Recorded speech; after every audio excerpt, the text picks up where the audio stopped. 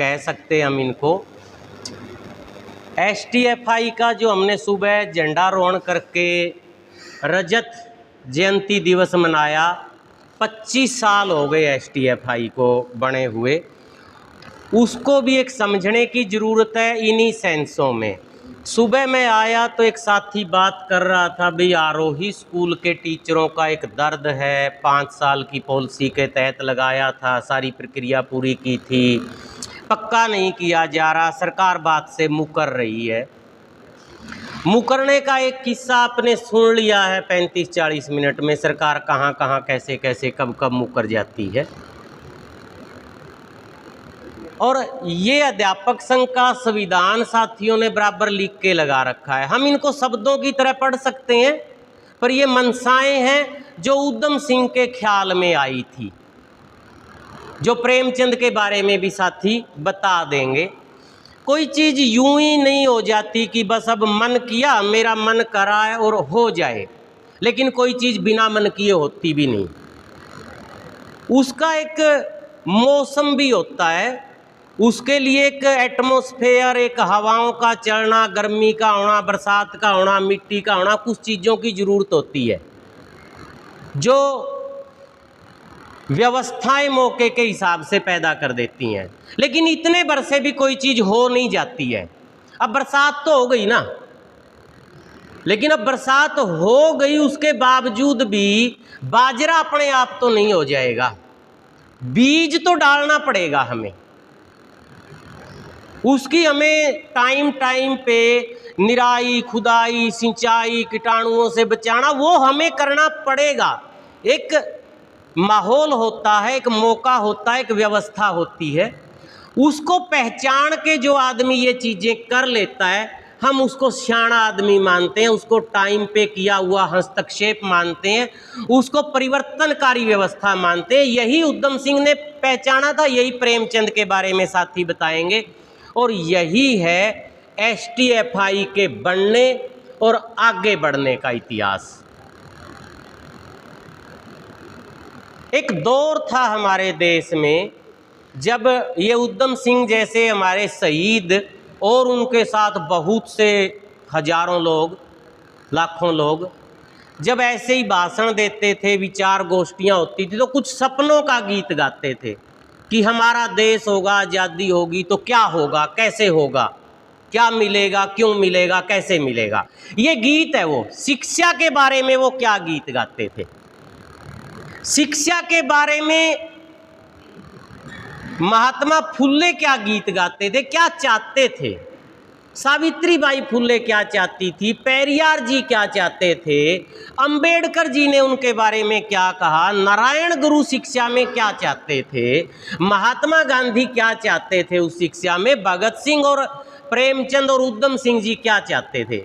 दो सवाल है, एक तो क्यों चाहते थे, क्यों चाहते थे का मतलब चाहे समस्या कहीं आ गई, हमने अभी आते ही एक मौन किया, शोक किया, हर मीटिंग से पहले हम करते हैं, उसके अंदर हमारे सारे मांग पत्र शामिल होते हैं, वो यूं ही एक रिवायत नहीं है। क्यों मर गए वो 6 बच्चे, क्या कारण थे उसके पीछे, वो बदलना चाहिए।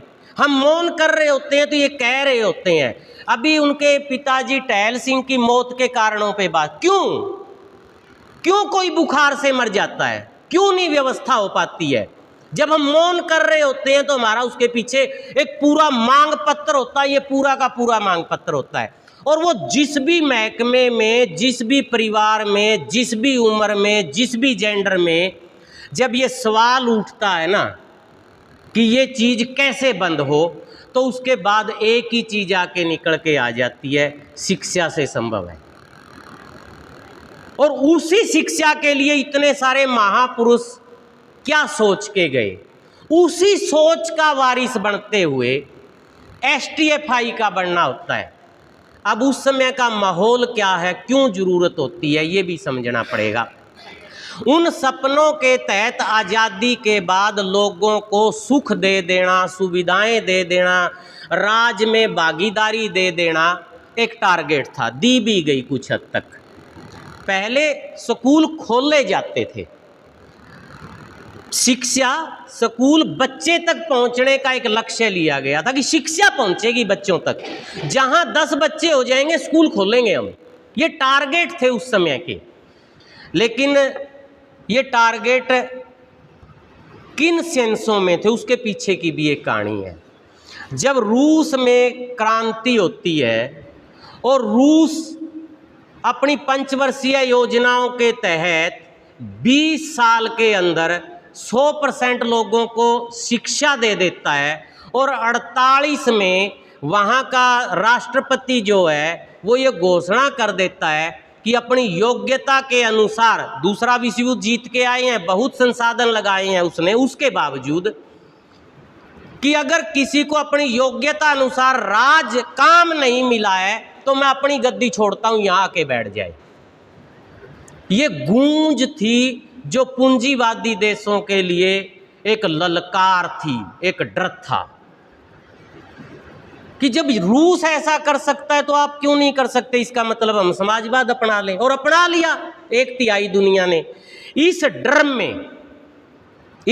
में पूंजीवाद ने घोषणाएं की थी, नहीं हम भी कल्याणकारी राज्य हैं, हम भी पेंशन देंगे, हम भी शिक्षा देंगे, हम भी स्वास्थ्य देंगे, हम भी परिवहन देंगे।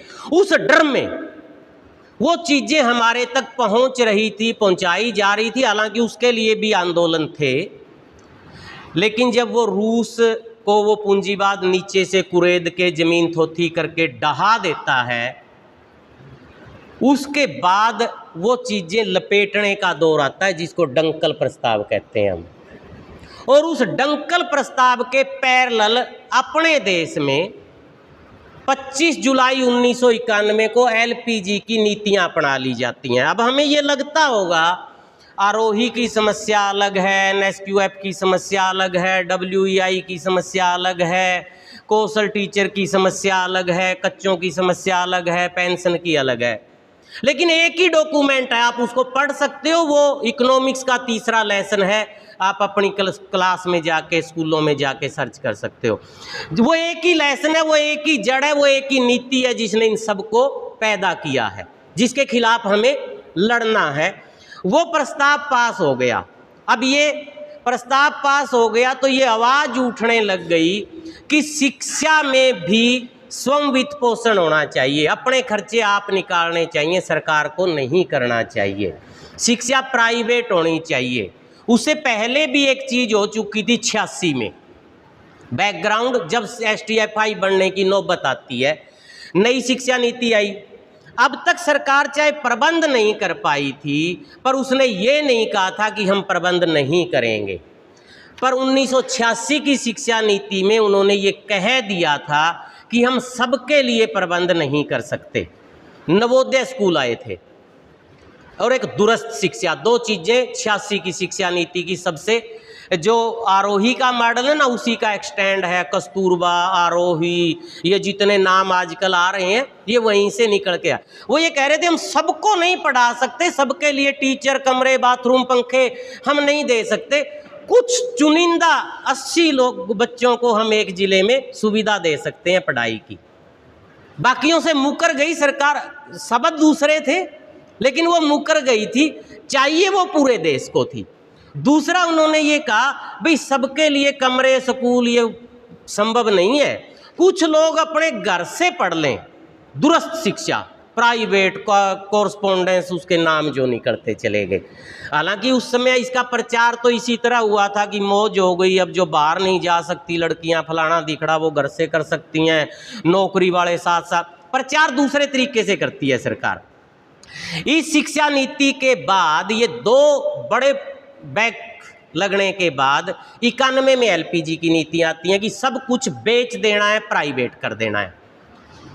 उसका एक झटका था। उसके बाद भी सब्र नहीं हुआ। अब LPG की नीतियों के आने के बाद सीन और बदल गया। सीन बदल गया तो 92 में 86 की शिक्षा नीति में संशोधन किया जाता है। और वो संशोधन क्या है? प्राइवेट स्कूल और कॉलेजों को मान्यताओं में छूट देना, ओपन स्कूल और ओपन यूनिवर्सिटी का आ जाना। ये हमें लग सकता है कि ये शिक्षा से भागने की शुरुआत थी सरकार की। इन परिस्थितियों में जब ये दिखने लग गया था हमारे आगे के नेतृत्व को कि अब सरकार शिक्षा नहीं देना चाहती, वो शिक्षा जो सब समस्याओं का हल कर सकती है। सबकी बातों से यही निकल के आएगा। अंबेडकर जी तो दलित आंदोलन लड़ रहे थे ना, तो वो शिक्षा पे क्यों आ गए? पेरियार जी या महात्मा फुले, सावित्रीबाई फुले, महात्मा गांधी तो आजादी का आंदोलन लड़ रहे थे ना, वो शिक्षा पे क्यों आ गए? मतलब प्रेमचंद जी शिक्षा पे क्यों आ गए? वो तो सामाजिक आंदोलन लड़ रहे थे। शिक्षा के बिना कुछ संभव नहीं है। और सरकार को भी ये समझ में आ गया कि ये जितनी भी लूट है इनको शिक्षा बंद कर देगी, इसलिए हम शिक्षा को ही बंद कर देते हैं। ये शुरुआत, ये बीज बो दिए गए थे। इनको देश भर में जो प्रगतिशील संगठन थे, जो पढ़ते रहते थे, जो दुनिया भर पे नज़र रखते थे, उन लोगों ने इन चीज़ों को पहचाना था और इन चिंताओं में कि ये देश लेवल का मसला है, ये किसी एक सिरसा का, एक ब्लॉक का, एक हरियाणा का मसला नहीं है। एलपीजी की नीति सेंट्रल गवर्नमेंट पास कर रही है, शिक्षा नीति सेंट्रल गवर्नमेंट पास कर रही है, और हमारे पास उससे लड़ने के लिए क्या है फिर? अब उस समय भी संगठन थे ऑल इंडिया लेवल पे, एक प्राथमिक टीचर्स का था, एक सेकेंडरी का था, लेकिन एक तो वो कैटेगरी वाइज थे जो पूरी शिक्षा को समायोजित नहीं कर पा रहे थे, एलकेजी से पीजी तक या जेबीटी से कहें प्रिंसिपल तक को शामिल नहीं कर रहे थे। ये बड़ी समस्या खड़ी थी। और जो थे भी वो आत्मतुष्टि में थे और कुछ फंड वंड यूनेस्को से उनको मिलते थे, तो उस चक्कर में उस पर ज़्यादा संज्ञान नहीं था। तब एक ऐसा संगठन जो नीतियों से लड़ सके, जो प्राइवेट करने की नीतियों से लड़ सके, लड़ाई 35 साल पहले शुरू हो चुकी है, उसी की नज़र से व्यापक एकता की जरूरत थी, सब जगह की जरूरत थी। इस सब जगह की जरूरत को देखते हुए, उन महापुरुषों के आदर्शों को लेते हुए, ये अपने संविधान में शिक्षा के लक्ष्यों को शामिल करते हुए मीटिंगों का दौर शुरू होता है। 94-95 में कुछ नेता 2 बार दिल्ली में मिलते हैं, 8-7 स्टेटों के, अपनी अपनी यूनियनों के जो आगू थे उस टाइम, इस चिंता को लेके। और हमें गर्व है इस बात पे कि हमारा संगठन उनमें से एक था। उस समय बलवंत बूरा जी, सत्यपाल शिवाज जी, जो भी नेतृत्व था हमारा, वो उन मीटिंगों में शामिल रहे थे। अब 94 में एक मीटिंग होती है दिल्ली में, 95 में फिर एक मीटिंग होती है। 95 में एक मीटिंग होती है कि हाँ कुछ होना चाहिए, इकट्ठा होना चाहिए, जब हमला बड़ा है तो हमें भी इकट्ठे हो जाना चाहिए। 96 में केरल के पालघाट में तीसरी मीटिंग में यहाँ पहुँच गई चर्चा कि ऑल इंडिया लेवल का कोई संगठन हो। अब जब बात यहाँ पहुँच गई तो फिर उसकी डेट वेट रख के 97 में चेन्नई में सभी जो संगठन सहमत थे उनके 8-8, 7-7, 10 लोग मिलके एक कार्यकारी कमेटी बनाते हैं, CCSTO। वो विधिवत चुनाव नहीं है, विधिवत चुनाव करते हैं संविधान में अकॉर्डिंग जो डेलीगेट होते हैं वो, वहाँ चुनाव नहीं हुआ था, वैसे नाम रख दिया कि ये कन्वीनर होगा, ये सबके सिर जोड़ लेगा और हम कुछ चर्चाएं करेंगे। उसके बाद फिर उस कमेटी की मीटिंगों के दरमियान ये बात निकल के आती है, उसी दरमियान 97 में, वैसे तो 96 में 5वां वेतन आयोग आ जाना चाहिए था, लेकिन वो लेट था, 3 साल बाद आया था। उसकी चर्चाएं चल रही थी और उसकी पहली ही मीटिंग में ये चर्चा आई निकल के, भाई क्यों ना वेतन आयोग को ऑल इंडिया के टीचर्स की तरफ से एक प्रतिवेदन दिया जाए। अब समस्या यहाँ दूसरी खड़ी है, ये स्टेट के टीचर हैं और जो वेतन आयोग है वो सेंट्रल गवर्नमेंट का है। तो वो कहता है कि मैं तो आपके लिए बैठा ही नहीं, मेरे पास आपके लिए संसाधन ही नहीं है, मैं हरियाणा सरकार को, पंजाब सरकार को कुछ कह ही नहीं सकता, मैं तो सेंट्रल गवर्नमेंट के लिए बैठा हूँ। और हमारे पास तो या तो केंद्रीय विद्यालय है या नवोदय है, और तो टीचर नहीं है। वो आके हमें कुछ कहेंगे तो हम सोच लेंगे, आप तो अपने स्टेट में मिलो। अब अपने स्टेट में हालत दूसरी है, कोई वेतन आयोग नहीं है जी, जो केंद्र कहेगा लागू कर देंगे। तो हम अपना दर्द किसको सुनाएं? हमें अपना दर्द सुनाने के लिए कोई जगह ही नहीं बची।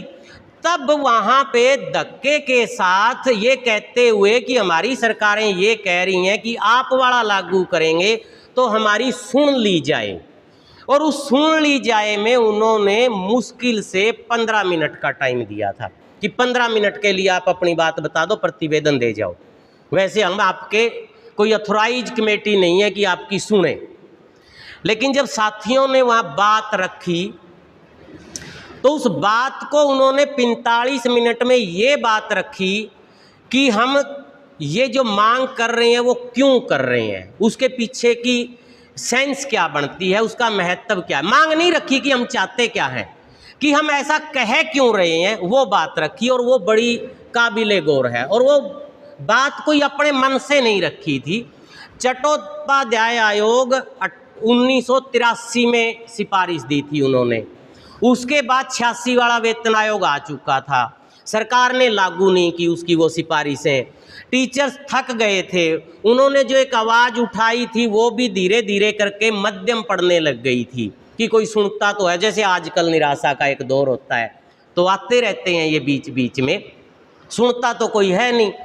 तब उसी आयोग के आधार पे एक ज्ञापन तैयार किया गया, और उसमें उसका मर्म कर सकते हैं हम, 45 मिनट तो नहीं कहेंगे यहाँ पे। ये बात कही गई कि टीचर और बाकी कर्मचारियों में फ़र्क होता है। टीचर और बाकी कर्मचारियों में फ़र्क ये होता है कि टीचर किसी टूल के साथ पहले से निर्धारित काम नहीं करता और ना कर सकता। यह विलक्षण प्रतिभाओं के अलग अलग बैकग्राउंड से, अलग अलग इकोनॉमिक ग्राउंड से, अलग अलग धार्मिक ग्राउंड से, अलग तरह के इतने सारे बच्चों के साथ बैठ के पुरानी समझ और ज्ञान को आज के समझ और ज्ञान से जोड़ने का काम है। ये सिर्फ ऐसा नहीं है कि फतेहाबाद से एक ट्रक भर के सिरसा उतार दिया कि वहाँ से वहाँ ट्रांसफ़र कर दिया ज्ञान। ये हर पल सृजन करना पड़ता है, हर सेकंड बदलता रहता है। ये इस तरह बदलता रहता है कि अब हम यहाँ मैच्योर लोग बैठे हैं इस हाल में, अब यहाँ अगर बाहर से डीजे की एक आवाज़ आ जाए ना तो सबका ध्यान उधर चला जाएगा। तो उसको खींचना पड़ता है, हर समय अपनी तरीका बदलना पड़ता है, पेडागोजी बदलनी पड़ती है, हर समय सृजन रहना पड़ता है। इसलिए बाकी कर्मचारियों से टीचर अलग है, और उसको अपना पूरा कंसंट्रेट घर पे भी स्कूल में भी करना होता है, और ये तब संभव है जब वो बाकी चिंताओं से मुक्त रहे। अगर उसको अपने पिताजी की, माँ की बीमारी के इलाज की चिंता है, बच्चों के दाखिले की चिंता है, घर परिवार की चिंता है, खर्चों की चिंता है, तो वो ऐसा नहीं कर पाएगा। इसलिए हम ये मांग कर रहे हैं कि शिक्षकों को बाकी कर्मचारियों के साथ ना तोलते हुए 1 स्टेप अप दिया जाए। जब 45 मिनट अपनी बात का एक पक्ष यहाँ तक का जो मैंने बताया रखने के बाद अपने साथी रुक गए कि जी टाइम तो ज़्यादा ले लिया आपने 15 का, कोई बात नहीं, आपको 15 मिनट के लिए बुलाया था, आपको 45 मिनट हो गए हैं, लेकिन आपकी बात मेरे को समझ आ रही है, आप पूरी कीजिए। उन्होंने और टाइम दिया था, और टाइम तब दिया तब उन्होंने उसके पीछे अपनी मांग रखी फिर कि हम चाहते क्या हैं इसके बदले में। तो उसी के अंदर ये 1 स्टेप अप आया था, और उसी 1 स्टेप अप को, उसी प्रस्ताव को फिर छठे वेतन आयोग के सामने रखा। तो 2 बार 1 स्टेप अप हम उस बेस पे STFI के भी बनने से पहले, अभी जब CCSTO थी तब ले चुके हैं देश भर के टीचर। और हम इन चीज़ों को ना जानते हुए कुछ भी समझ सकते हैं, लेकिन ये इतिहास है उसके बनने का, उस दौर का। अब उसके बाद हमला और तेज हो जाता है, हमला और तेज हो जाता है तो मीटिंगें होती हैं। तो अब विधिवत एक संगठन बना लेना चाहिए, इसका प्रस्ताव आ गया। जितने संगठन एफिलिएशन थे उनकी मेंबरशिप के आधार पे डेलीगेट निर्धारित कर दिए, जो संवैधानिक तरीका है लोकतंत्र का कि लोग चुनेंगे कमेटी, कोई नाम नहीं रख देगा, मनोनयन नहीं होगा या मनोनीत नहीं होंगे। पहले वाली कमेटी मनोनीत थी, इसलिए वो STFI नहीं थी, वो एक एडोक कमेटी थी, एक कन्वीनर कमेटी थी, CCSTO जो बनाया था। तो फिर 11 से 13 अगस्त 2000 को कलकत्ता में सम्मेलन रख दिया CCSTO का। किसका सम्मेलन रख दिया? अभी STFI तो बना ही नहीं है। उस सम्मेलन के बीच में पहले दिन ये प्रस्ताव लाया गया कि हम विधिवत तौर पे इसको एक राष्ट्रीय संगठन बनाते हैं और इसका नाम STFI करते हैं। अगर डेलीगेट्स को मंजूर हो तो वहाँ वो मंजूर हुआ। वो CCSTO का पहला सम्मेलन STFI का सम्मेलन बन गया और वहाँ से STFI अपने अस्तित्व में आई थी 12 अगस्त को। अभी 12 दिन बाकी हैं और चूँकि उस दिन हम ये प्रोग्राम कर नहीं सकते थे, क्योंकि दोबारा से उन्हीं डेटों में 9वां सम्मेलन फिर कलकत्ता में उसी जगह हो रहा है अपने रजत जयंती पे। ये एक पड़ाव है उसके बनने का, उसकी उपलब्धियों का। इसको थोड़ा सा आप और तरह से जोड़ के देखें। अब कह सकते हैं, जब हम ये कह रहे होते हैं कि सारी समस्याओं का हल शिक्षा में है, और जब हम ये कह रहे हैं कि उस शिक्षक को कोई चिंता ना हो, तब हम ये नहीं कह रहे होते कि वो JBT को चिंता ना हो, मास्टर को चिंता ना हो, लेक्चरर को चिंता ना हो, वो आरोही वाले को चिंता ना हो, कि गेस्ट को चिंता ना हो, टीचर को चिंता ना हो, चाहे वो प्राइवेट में ही क्यों ना हो। अगर आपको उससे सृजन करवाना है तो, नहीं तो सृजन संभव नहीं है। हाँ, ये हो जाएगा, डंपिंग हो जाएगी और लैंडफिल हो जाएगी, गड्ढे भर दिए जाएंगे कूड़े कबाड़ से, जैसे नगर पालिका के साथी किसी नीची जगह में जाके भर देते हैं। शिक्षा नहीं हो सकती कभी भी। और शिक्षा का जो बेड़ा गर्क किया है, शिक्षा का मतलब समझ रहे हैं ना हम, शिक्षा का मतलब अकेला रोजगार नहीं होता है, सिखा देना, समस्याओं से पार पा लेना। अब बरसात आई है तो क्या करना पड़ेगा, वो शिक्षा नहीं है। जो कई बार कहता हूँ मैं, अपने JEE का पेपर पास किया एक बच्चे ने, बड़ी अच्छी रैंक आई, उनके घर मतलब शादी जैसा माहौल है, पार्टी का प्रोग्राम है, मेरे को भी बुला रखा है उन्होंने, उकलाना के पास दौलतपुर की बात है। और वो मेरे से पता था कि उस दिन जाया नहीं जाएगा, क्योंकि छुट्टी वाले दिन अपने प्रोग्राम होते हैं, तो मेरा आना जाना 15-20 दिन आगे पीछे हो जाता है ऐसे प्रोग्रामों में। तो मैं 7 दिन 6 दिन पहले ही वहाँ से निकल रहा था, मैंने सोचा हाजिरी लगा जाते हैं, आया नहीं जाएगा। उस बच्चे की ट्रेन निकल गई दिल्ली से, वो बाहर से आ रहा है अभी, और वो अपनी मम्मी को फ़ोन कर रहा है, रो रहा है, JEE में टॉप रैंक है, मम्मी ट्रेन निकल गई, अब क्या करूं। उसकी अनपढ़ मम्मी बता रही है, बेटा बस स्टैंड पूछ ले किसी से, कोई ऑटो वाटो लेके बस स्टैंड पे चला जा, वहाँ से हिसार की बस पूछ लेना किसी से। समझ रहे हो प्राइवेट शिक्षा और शिक्षा का फर्क है। वो JEE का टॉपर एक ट्रेन निकलने से उसकी शिक्षा उसको शिक्षित नहीं कर पाई, और वो रो रहा है कि ट्रेन निकल गई, बस दुनिया छूट गई, धरती खत्म। वो शिक्षा इस प्राइवेटाइजेशन ने मारी है, जिसकी जरूरत है, जो सुबह से शाम तक 1 लाख समस्याओं का हल करवाती है मनुष्य से। तो उसकी बात है जब शिक्षक की हम बात करते हैं, और इस पे देश लेवल पे हमला है। हमला क्यों है? क्योंकि जो सपने शहीदों ने लिए थे, जो उधम सिंह जी की बात अभी साथियों ने की है या बाकियों ने लिए थे, कि कैसा देश हो, और वैसा देश बनने का रास्ता है शिक्षा। चाहे आप रोडवेज की बात कर लो, उसकी सुविधाओं को भी लोग कब ले पाएंगे? जब शिक्षित होंगे। चाहे आप साफ सफाई की ले लो, बीमारियों से जागरूक होने कब? हर चीज के पीछे शिक्षा है। उस शिक्षा के लिए जो इतने महापुरुष और STFI और आपका हरियाणा विद्यालय अध्यापक संघ मर रहा है, वो अकेले रोजगार का सवाल नहीं है, वो जीने मरने का सवाल है, वो मानवीय प्रतिष्ठा और गरिमा का सवाल है, वो इंसान के इंसान होने का सवाल है, वो पशु से इंसान में कन्वर्ट होने का सवाल है। और उसके लिए कोई कैटेगरी नहीं हो सकती कि किसके लिए सुविधाएं हों, किसके लिए ना हो। उसके लिए मॉडल और PM श्री मात्र स्कूल नहीं हो सकते कि चंद बच्चों को PM श्री में सुविधाएं दे देंगे, चंद बच्चों को मॉडल में दे देंगे, बाकी भगवान भरोसे। सब बच्चे बराबर हैं, ये संविधान में लिखा है समानता का अधिकार, कि आप जात गोत धर्म क्षेत्र जेंडर पे कोई भेदभाव नहीं कर सकते। और इसका इसीलिए हम विरोध किया। बड़ा अच्छा लेख लिखा था बूटा सिंह जी ने पिछली अध्यापक लहर पत्रिका में, साथियों ने पढ़ा होगा। भाई ये पेपर लेना और उसका अलग से ट्रांसफर ड्राइव का क्या मसला है? साथी क्या फ़ोन कर रहे हैं, साथी क्या ढूंढ रहे हैं, भाई ये देने का फ़ायदा है नुकसान है, ये मेरे को नज़दीक का। बात नज़दीक दूर के स्कूल की नहीं है, हमें किक्कर बो रहे हैं और फिर उसके सूड़ आएंगे तो फिर सूड़ों का इलाज करने लग जाएंगे। हम उस किक्कर को उखाड़ने की बात नहीं कर रहे हैं जो असली समस्या है। और बाद में हमें क्या कहा जाता है, चाहे वो 86 की शिक्षा नीति में 2 आए या 92 में उसके सुधार करते हुए उसको और प्राइवेटाइजेशन की तरफ धकेल दिया, या एलपीजी की नीति आई, हम उस दिन विरोध कर रहे थे ना।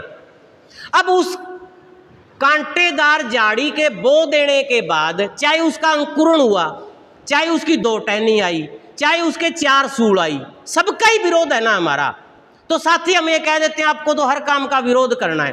भाई जब हम उस पौधे का ही विरोध कर रहे हैं, जब हम उस वैरायटी का ही विरोध कर रहे हैं, तो फिर आप उसके फूल दिखा के हमें कैसे ललचाओगे? हमारा तो विरोध है, तो उस दिन भी था और आज भी, और उसकी हर निकलती शाखा के साथ हमारा विरोध है। तो इसी विरोध को हमें समझना है, इसी के लिए लगे हैं। और एसटीएफआई को समझने की जरूरत इसलिए भी है, आज अच्छी तरह से रख गए विक्र जी वो बात को, अकेली शिक्षा नहीं, 3 तरह के काम बांटे थे आज़ादी के टाइम देश में। राज्य को करने वाले काम, राज्य सूची, राज्य और केंद्र दोनों के मिलके करने वाले काम, समवर्ती सूची, सेंट्रल गवर्नमेंट के करने वाले काम, केंद्र सूची। अब कहने मात्र को राज्य और समवर्ती सूची बची है, सिर्फ कागजों में बची है, सैद्धांतिक तौर पे बची है। चाहे ट्रांसपोर्ट हो, चाहे पीने का पानी हो, चाहे सफाई हो, चाहे खेती हो, चाहे बिजली हो, चाहे पढ़ाई हो, कहने मात्र को बची है। हर चीज़ का सेंट्रलिज्म हो गया है, सारी नीति वहाँ से आती हैं। हमारे स्कूल में किताब क्या लगेगी, हरियाणा के सिरसा में, ये सेंट्रल गवर्नमेंट बता रही है। जो गेट्स के अंदर शिक्षा को शामिल किया है, अभी खेती की बात भी कर रहे हैं जो अभी किया है कि इसका विरोध किया जाए, मतलब इसको लाभ हानि की वस्तु बना के दुनिया में खुला छोड़ दो, मोटे तौर पे उसको हम समझें तो। गेट्स में जब शिक्षा को शामिल देश की सरकार, हरियाणा नहीं करता, देश की सरकार ने किया है, तो पूरे देश की शिक्षा उससे प्रभावित होगी। और जब वो सब चीज़ों का सेंट्रलिज्म हो गया है, तो फिर अकेले हरियाणा कैसे लड़ लेगा? हरियाणा ने तो लड़ा ना अकेले अकेले। टीपू सुल्तान ने तो 4 युद्ध लड़े, 2 में अंग्रेजों को हरा दिया ना, लेकिन क्या अकेले मैसूर से अंग्रेज भाग गए? जब बाकी जगह से वो एनर्जी ले रहे हैं, मजबूती ले रहे हैं, सेनाएं ले रहे हैं, रिसोर्सेस ले रहे हैं, एक स्टेट को तो बिचीड़ के मार देंगे।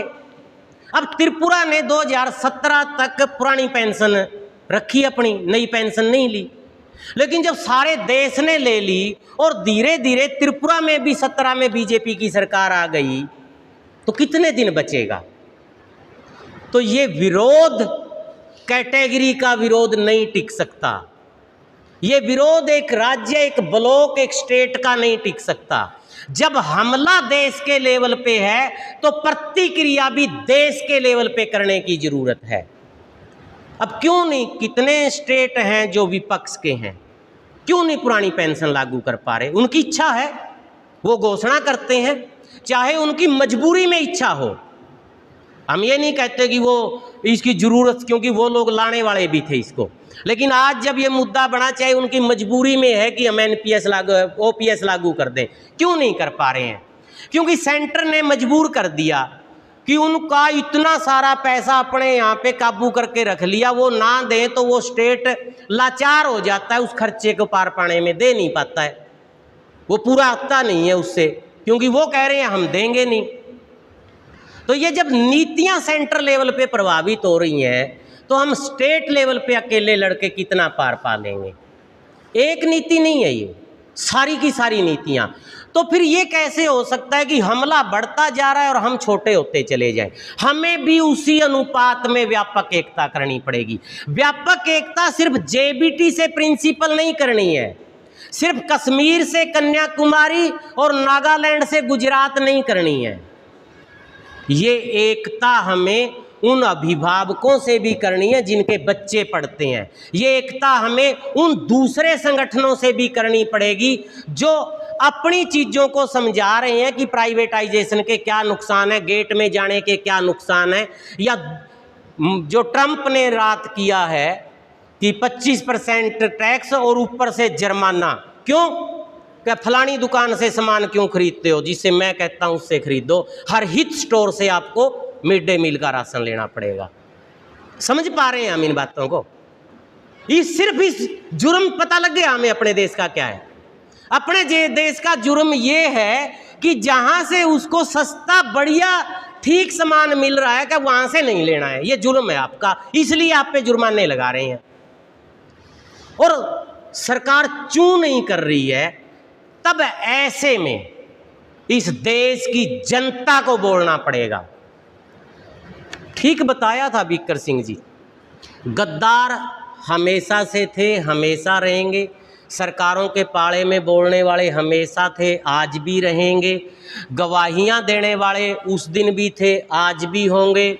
सरकार की नीतियों के लिए उनको सम्मानित करने वाले उस दिन भी थे, आज भी थे। जनरल डायर को जिसने गोलियां चलाई थी, मात्र 17 दिन बाद प्रबंधक कमेटी ने सिरोपा डाल दिया था उसको इनाम में। उस दिन भी थी चीजें, आज नई नहीं है, आज भी होंगी। कुछ लोग ऐसा सोच सकते हैं कि हमारी आरोही की समस्या अलग है या कैटेगरी की समस्या अलग है। वो तीसरा लेसन पढ़ लो। मैं बहुत बार कहता हूँ एलपीजी की नीतियों का, इकोनॉमिक्स का। सीबीएसई में 12वीं में है और हरियाणा बोर्ड में 11वीं में तीसरा लेसन है। उसको पढ़ के चर्चाएं रख लो, अपनी स्पेशल चर्चा मांगता है वो है सारे सब लोगों की समस्याओं की जड़, पूरे देश के लोग, चाहे वो किसानी कर रहा है, चाहे वो चाय बेच रहा है, चाहे वो पढ़ रहा है, चाहे पढ़ा रहा है। इन समस्याओं को लेके एसटीएफआई ने 25 साल पूरे किए हैं, तब से किए हैं। और ये एसटीएफआई की नज़र की देन है कि जहां एसटीएफआई नहीं है ना, उससे एफिलिएटेड संगठन एसटीएफआई में नहीं है, वहां पे सूपड़ा साफ हो चुका, सूफड़ा साफ हो चुका है। अभी यूपी में 27,000 स्कूल बंद हुए, अभी ताजे ताजे। एसटीएफआई से एफिलिएशन टीचर यूनियन नहीं है।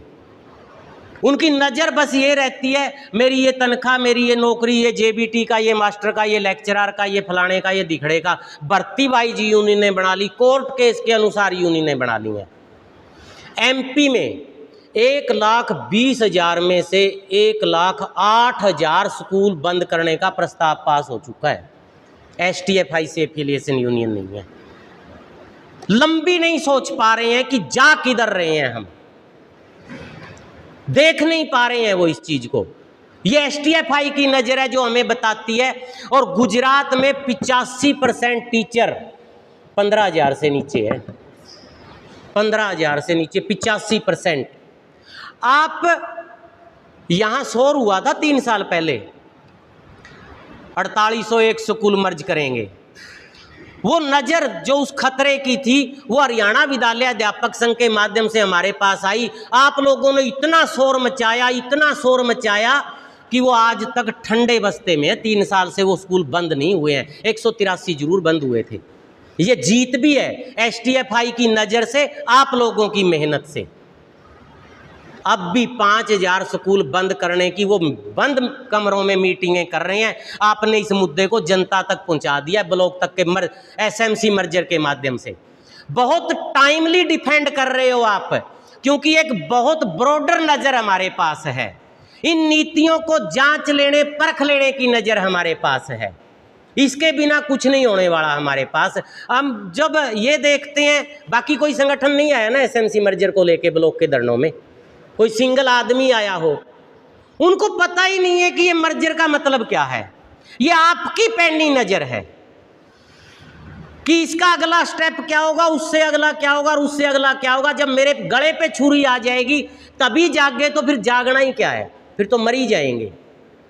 और अब भी उस एसएमसी के गठन की परसों लास्ट डेट जा चुकी है, मर्जर की, हुआ नहीं है, आपने ठंडे बस्ते में डलवा दिया है। लेकिन ध्यान रखो, वो ठीक कह रहे हैं, ये बार बार नीतियां काले कृषि कानून के रूप में आएंगी, आती रहेंगी। 3 साल पहले जिस सांप को पिटारी में रोका आपने, 3 साल बाद फिर निकलने लग गया था, और 1.5 साल बाद फिर निकलेगा। वापिस नहीं हुई चिट्ठी, ऑनलाइन डायरी की चिट्ठी वापिस नहीं हुई, चुप मार गए।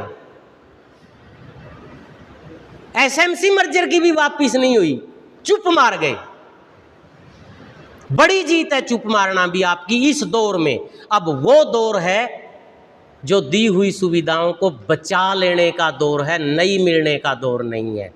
और ये दौर का मौसम है, प्रताड़ित हैं, तंग हैं, बरसात हो चुकी है, उमस है, पौधे अंकुरित होने का मौसम है, क्रांति का मौसम है, व्यवस्था बदल देने का मौसम है। लेकिन बीज तो डालना पड़ेगा ना, उसकी खुदाई, निराई, कीटाणुओं से बचाना तो पड़ेगा ना। ये काम तो हमारे जिम्मे है। लगता होगा कि ये काम मुश्किल है, लगता होगा ये काम मुश्किल है। उद्धम सिंह ने क्या सोचा होगा कि मेरी एक फांसी से इतने उद्धम सिंह बन जाएंगे कि यहाँ बिक्कर सिंह एक उद्धम सिंह बन के 85 साल बाद उनकी मिसाल को लेके आगे चल रहा होगा और इतने सारे लोग उनके साथ होंगे। सवाल ये नहीं है कि समाज आपके पीछे लगा या नहीं लगा, सवाल ये भी नहीं है कि समाज के दबाव में सरकार ने खेती कानून वापस ले लिए, एसएमसी मर्जर पे चुप हो गई, ऑनलाइन डायरी पे चुप हो गई, ये भी नहीं है। सवाल ये है कि आपके दिमाग में न्याय के प्रति जज्बा कितना है, जुनून कितना है। अगर आप ईमानदारी से उस पे खड़े हो, मौत की हद तक खड़े हो ना, लोग तो लग जाएंगे पीछे, सरकार तो आ जाएगी दबाव में। रोज एग्जाम्पल है हमारे पास, एक दिन नहीं है। आपके छोटे से संगठन के कारण आप कितनी चीजों को बंदबस्ते में डलवा रहे हो, कितना सा है आपका वजूद, और कितने लोग आते हैं आपके साथ धरने प्रदर्शन पे। लेकिन आपकी आवाज न्याय की आवाज है, आपकी आवाज मानवता की आवाज है, इसे कोई डिनोय नहीं कर सकता। बेशक हड़ताल में सिरसा से 200-400 जो लोग शामिल हुए होंगे टीचर्स में से, कम हुए होंगे। क्या आपके मुद्दे नाजायज हो गए? क्या आपने जो आवाज़, जो मांग पत्र, जो ज्ञापन दिया था उसकी प्रासंगिकता खत्म होगी? क्या जो लोग शामिल नहीं हुए उनको सस्ती शिक्षा और अच्छे रोजगार नहीं चाहिए? वो है, आप उसकी अगुवाई कर रहे हो, वो रहेगा, और जब तक वो रहेगा कम मायने नहीं रखता। लेकिन ये लीडरशिप, ये मजबूती दिमाग में कि मैं करूँगा, हम करेंगे और पक्का ही करेंगे, अगर ये मन में है ना, वो बाकी चीज़ें होती जाएंगी, होती जाए। निराशाएं आती जाती रहती हैं, लेकिन नेत्र तबके ना हो, ये सवाल बड़ा है हमारे लिए। साथियों, इन बातों को दूसरे रूप में भी देखना पड़ता है। नीतियों को आप हर पल समझ सकते हो। मैं 1 मिनट में अपनी बात खत्म करूँगा। आज एक आते आते बस में खबर पड़ी कि आज 1482 कर्मचारियों की रिटायरमेंट है हरियाणा में। सोशल मीडिया पे एक लाइन का किसी ने डाल रखा था। मैं सोच रहा था, 1 महीने 1482, 1 साल में 17,700, 800, और 11 साल में 1,80,000 रिटायरमेंट। और अभी सरसा जब उतरा तो एक बस मेरे पास से रोडवेज की निकली, उसके ऊपर ऐड कर रखी थी कि हरियाणा में दिया 27,000 बेरोजगारों को रोजगार। समझ रहे हो हम किधर जा रहे हैं? और जो आए भी हैं वो किन शर्तों के साथ आए हैं, और जो रिटायर हो रहे हैं वो किन सुविधाओं के साथ जा रहे थे। डिफरेंस, इसी की रखवाली करनी है हम लोग।